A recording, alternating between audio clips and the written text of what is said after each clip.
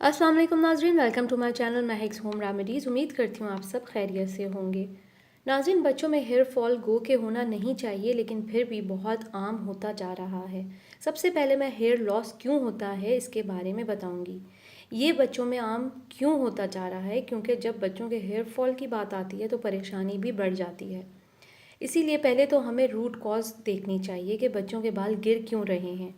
क्या वो mobile phones, tablet या फिर कंप्यूटर का इस्तेमाल ज़्यादा तो नहीं कर रहे, क्योंकि इनमें अल्ट्रा वायलेट रेस पाई जाती हैं जो ना सिर्फ बच्चों की आई साइड इफ़ेक्ट करती हैं बल्कि स्किन के पोर्स को डैमेज करने के साथ साथ हेयर फॉल भी शुरू कर देती हैं।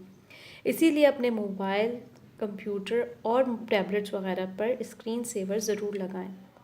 दूसरी अहम वजह हार्श केमिकल शैम्पू का इस्तेमाल भी हो सकता है हेयर फॉल के लिए। नंबर 3 है sharing of a same comb और ब्रश। एक ही कंघा और ब्रश यूज़ करने से हेयर फॉल हो सकता है। नंबर 4 है प्रॉपर डाइट, क्योंकि बच्चे जंक फूड या फास्ट फूड ज़्यादा शौक से खाते हैं रेदर दैन डैट के इनको दूध, फ्रूट्स और वेजिटेबल्स रोज़ाना की बुनियाद पर खानी चाहिए। नंबर 5 ये है कि हेयर फॉल वाले बच्चों को समटाइम्स नज़ला भी ऑन एंड ऑफ चलता ही रहता है, जिसका प्रॉपर ट्रीटमेंट ज़रूरी होना चाहिए। नंबर 6 और सबसे बड़ी और अहम वजह यह है कि इनका स्कल्प साफ़ होना चाहिए, यानी डैंड्रफ नहीं होनी चाहिए, क्योंकि अगर डैंड्रफ होगी तो वो बच्चों के नए बालों की नशोनुमा या ग्रोथ को वहीं स्टॉप कर देती है। लिहाजा इसे साफ़ रखें। आज जो रेमेडी मैं आपको बताऊंगी वो बच्चों के हेयर फॉल को रोकने के लिए है। इस रेमेडी को बनाने के लिए आपको चाहिए 2 अदद आप प्याज ले लें दरमियाने साइज़ की, और इसको इसी तरह से काट लें जैसे मैंने काटी है। खालिस सरसों का तेल आपने लेना है 1 कप। अब आपने प्याज को जो इस तरह से काट कर आप हल्की आंच पर रख दें तेल में डालकर।